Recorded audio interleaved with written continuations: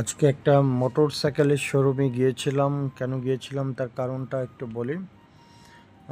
ঢাকা থেকে এখন আমার বাড়ি যেতে মানে কৃষি প্রজেক্টে যেতে সময় লাগে প্রায় 1 ঘন্টার মতো। এখন যে তেলের যে দাম এবং আমার যে গাড়ি, এই অপ্রশস্ত রাস্তায় যেতে খুব সমস্যা হয়।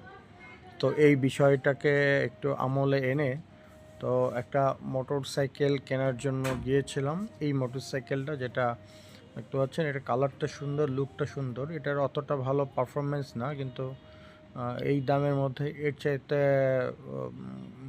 আমার কাছে এটাই ভালো লাগছে। তো এই শোরুমে গেলাম, ইয়ামাহা শোরুমে। এটা আরেকটা কারণ আছে এটা কিনলাম, কারণ এটা ইনস্টলমেন্ট বা কিস্তি বা ইএমআইতে কেনা যায়। এটা নিয়ম হচ্ছে কি 6 মাস হচ্ছে কি 0% ইন্টারেস্ট আর পাওয়া যাবে। আর বাইকের যে দাম সেটা 50% পে করলে হয়ে যাবে। তো যেহেতু ঢাকার বিভিন্ন অলি গলিতে বিভিন্ন কাজে যেতে হয়, ইউটিলিটি, ঢাকার বাইরে যে ধরনের সুযোগ সুবিধা পাওয়া যায় এখানে তো ওই সুযোগ সুবিধা পাওয়া যায় না। তো যে 2,34,000 টাকাটা দাম, আর 25 থেকে 30 হাজার টাকা এটা 10 বছর রেজিস্ট্রেশন ফি।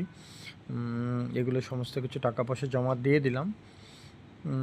তো এটা 10 দিন পরে এটা রেজিস্ট্রেশনের জন্য তারা নক করবে, এরপরে গাড়িটা শো করলে রেজিস্ট্রেশন হয়ে যাবে। আর এটার জন্য লার্নার্স লাইসেন্স তো অবশ্যই লাগে। লার্নার্স লাইসেন্সটা এর আগেই করে নিয়ে আসছিলাম যাতে রাস্তাঘাটে কোনো ঝামেলা না হয়। আর একটা হেলমেটও কেনা হয়েছে সাধারণ মানের, 2300 টাকা দিয়ে দুইটা কিনেছি। আরেকটা হেলমেট আমার বাচ্চাকে যাতে নিয়ে যেতে পারি।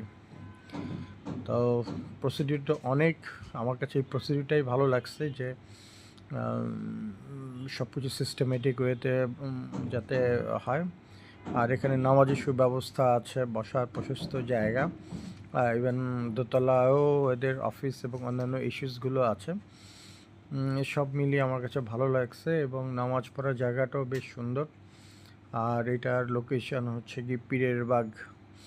এখানে পূবালী ব্যাংক অফিস আছে। পূবালী ব্যাংক এর ঠিক নিচতলায়, অর্থাৎ দোতলা পূবালী ব্যাংক ব্রাঞ্চ, পীরের বাগ ঠিক এটার নিচে আছে। তো যে মুহূর্তে আমরা এটা কিনলাম, কেনার পরপরই প্রচণ্ড বৃষ্টি হলো, এই জন্য আরও 1-2 থেকে 2 ঘন্টা ওয়েট করতে হয়েছে। বৃষ্টির শেষে আসছি। অনেক দিন, আমি 2001 থেকে 2011 সাল পর্যন্ত মোটরসাইকেল ব্যবহার করার পর দীর্ঘদিন হয়নি। আর এটা গিয়ারটা একটু উল্টো দিকে, আগে যেভাবে ব্যবহার করতাম, যে একটু ভয় ভয় করে নিজ বাসায় ফেরত আসলাম। এখনও হাত কাঁচা আছে।